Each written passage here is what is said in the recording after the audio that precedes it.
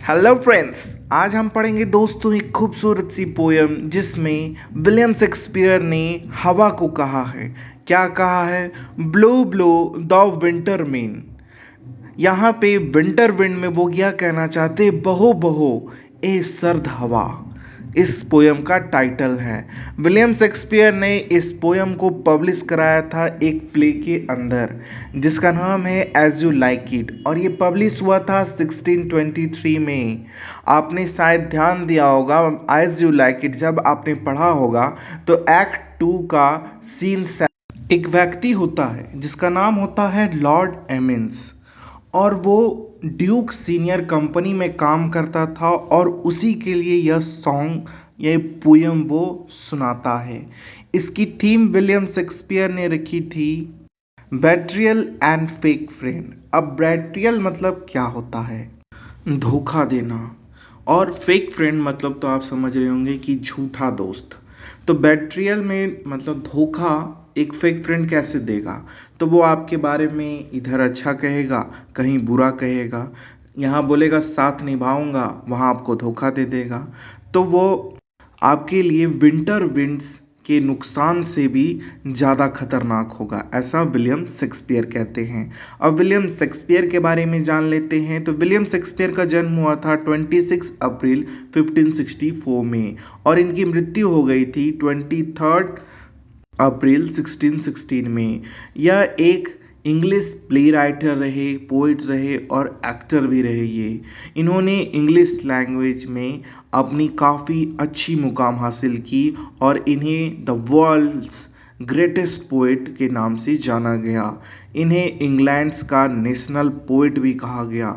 William Shakespeare Elizabethan poet के नाम से भी जाने गए। इन्होंने 37 प्लेज लिखे और 154 सोनेट्स लिख डाले। अब हम इस पोयम को आइए पढ़ते हैं और लाइन बाय लाइन पढ़कर इसकी हिंदी जानेंगे। Blow blow thou winter wind, thou art not so unkind as mine indeed, thy truth is not so keen। Blow blow the winter wind. तो यहाँ पे जो दाव है दोस्तों वो पुरानी इंग्लिश है जिसमें दाव का मतलब यू होता था आजकल के हिसाब से। तो विलियम शेक्सपियर कहते हैं ब्लो ब्लो यानी बहो बहो, यू विंटर विंड यानी तुम जो विंटर विंड हो वो बहो, और यही उन्होंने इस पोयम की टाइटल भी रख दी। Thou art not so unkind यानी तुम कभी भी किसी के बारे में गलत नहीं सोचती, अनकाइंड रहती हो। एज मैंस इनग्रेटिट्यूड, इनग्रेटिट्यूड मतलब होता है दोस्तों वो व्यक्ति जो आपको आपके मदद का थैंक्स तक नहीं बोलेगा। यानी पोएट कहना चाहते हैं कि तुम उन आदमियों जितना मतलबी नहीं हो जो कि हेल्प लेने के बाद भी थैंक्स तक नहीं बोलते। दाई ट्रूथ इज़ नॉट सो किन, दाई ट्रूथ यानी जो तुम्हारे दांत है, इज़ नॉट सो किन, किन मतलब होता है शार्प, तेज, अंदर तक जाने वाला। पोएट कहते हैं तुम्हारे दांत इतने भी शार्प नहीं कि मेरे अंदर तक घुस जाए। तो यहाँ पे वो विंटर विंड को यह कह रहे हैं कि तुम बहो, तुम जितना नुकसान कर रहोगी उससे ज़्यादा नुकसान एक इंसान कर देता है। तुम तो उतना अंदर तक नहीं जा सकोगी मेरे स्किन में जितना अंदर तक किसी इंसान की बातें जाती है या फिर उसका कोई हरकत जाता है, उतना अंदर तुम इस सर्द हवा नहीं जा सकोगी। तो तुम बहो, उन्हें कोई दिक्कत नहीं है, वो बह रही है क्योंकि वो उन्हें उतना नुकसान नहीं पहुंचा सकती जितना कि एक एहसान फरामोश आदमी पहुंचा सकता है। अब इसके बाद आगे पोएट लिखते हैं because thou art not seen although thy breath be rude heigh ho sing heigh ho unto the green holly, most friendship is filling, most loving merry folly। Because thou art not seen यानी कि तुम्हारा जो art है मतलब तुम जो करोगी, जो नुकसान पहुंचाओगी वो दिखता नहीं है, वो ऊपर से ही रह जाता है, इसलिए तुम बह सकती हो। Although thy breath be rude.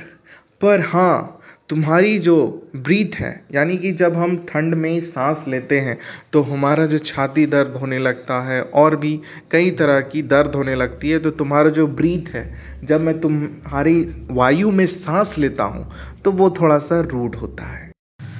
High O Shing, high O, onto the green holly. High O, high Shing. यानी कि यहाँ पे हमें पोइट एक गाना शिंग करने कह रहे हैं और कह रहे हैं कि मेरे साथ गाइए, heigh ho sing, heigh unto green holly. और ऐसा आपको कहाँ करना है? द ग्रीन हॉले में एक जगह है जिसका नाम है ग्रीन हॉले, वहीं पे पोइट ये पोयम गा रहे हैं। The most friendship is feigning. यहाँ पे फिंगिंग का मतलब है बहाना, यानी कि मोस्ट फ्रेंडशिप, जो अधिकतर फ्रेंडशिप होती है, दोस्ती होती है, वो सिर्फ एक बहाना होता है, वो सच्ची दोस्ती नहीं होती। Most loving mere folly. Most loving यानी कि जिससे आप बहुत ज़्यादा प्यार करते हैं और लविंग है, आपके लिए प्यारा है, वो मेरे फॉली रहेगा, यानी वो सिर्फ एक झूठ रहेगा, वो बस आपकी तरफ से दिखावा होगा। यानी कि पोएट जो है अब दोस्ती को दिखावा कह रहे हैं। इसके बाद वो कहते हैं लास्ट लाइन में, स्टैंजा यहाँ ख़त्म होगा, देन हाइंग ho the holly, this life is most jolly.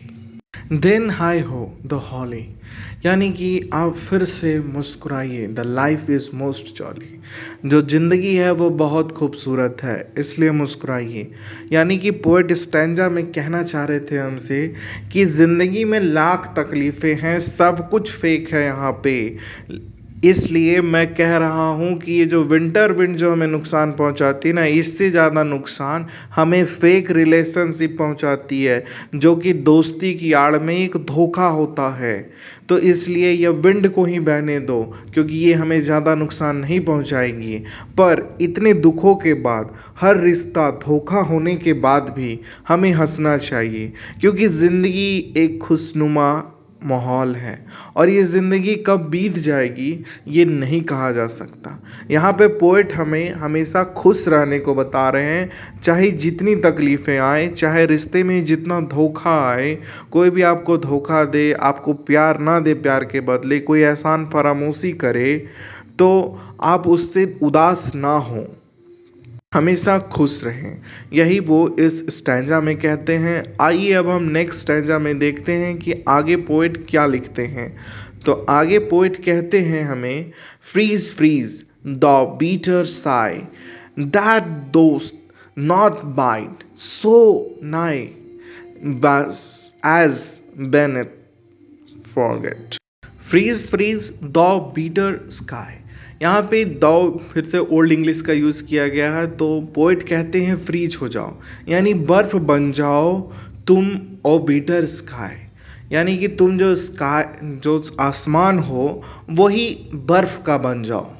That dost not beat so high, क्योंकि अगर तुम बर्फ़ का बन भी जाओगे, चारों ओर बर्फ़ पड़ने लगेंगे जैसा पिक्चर में देख रहे हैं, तो भी वो इतना हमें नहीं काटेगी या इतना बाइट नहीं करेगी जितना दोस्ती करता है।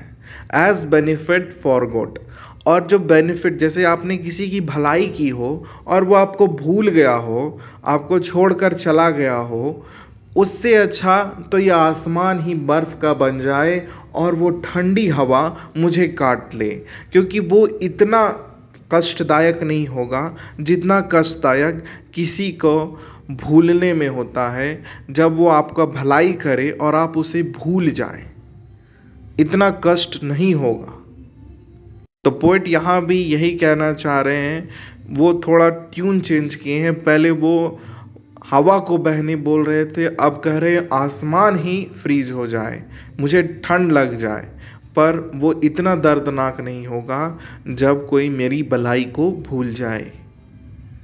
इसके बाद वो कहते हैं, through the waters was thy sting is not so sharp as friend remembered not, Hi ho, sing hi ho, on to the green holly. Through the waters wasp. Through the यानी कि जो वाटर वॉस्प है यानी पानी का जो ठंडा जो पानी होता है उसे पोइट एक वास्प यानी एक भौरा की तरह बोल रहे हैं। तो वो जब स्ट्रिंग मारेगा, thy string is not so sharp, यानी कि जो वाटर रूपी जो ठंड रूपी एक वास्प है, भौरा है, उसकी जो स्ट्रिंग है वो हमें चुभती है, पर वो इतनी नहीं चुभेगी। कितनी नहीं चुभेगी? एज फ्रेंड्स रिमेंबर नॉट, इतनी जब दर्द हो इतनी दर्द नहीं होगी उस वास्प के स्ट्रिंग से, वो वाटर वास्प के स्ट्रिंग से, जितना दर्द एक दोस्त जब हमें भूल जाता है, हमारे एहसानों को छोड़ जाता है, वो कभी हमसे बात नहीं करता, मुड़ कर नहीं देखता, तो कितना दुख लगता है। उस दुख के सामने यह वाटर वास्प भी का स्ट्रिंग कुछ नहीं कर पाएगा, वो भी हमें अच्छा लगने लगेगा।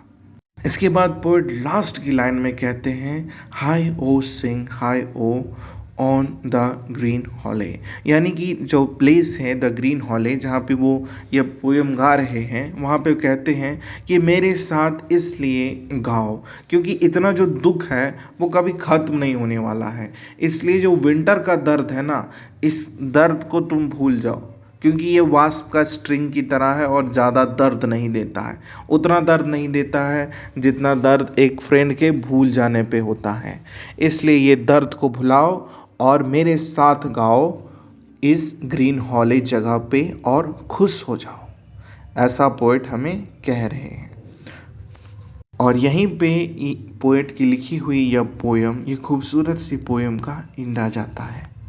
इस पोयम में पोएट हमें बस इतना कहना चाहते हैं कि हमें यह विंटर सीजन उतना नुकसान नहीं पहुंचाएगा जितना एक दोस्त पहुंचाता है हमें भूलकर, हमारी एहसान को भूलकर। लास्ट में मोटिवेशन देकर के वो कहते हैं कि इससे हमें हताश नहीं होना है बल्कि हमेशा खुश रहना है। और यहीं पे यह पोयम ख़त्म हो रही है। तो लाइक करें, शेयर करें, सब्सक्राइब करें और सब्सक्राइब करने के बाद बेल आइकन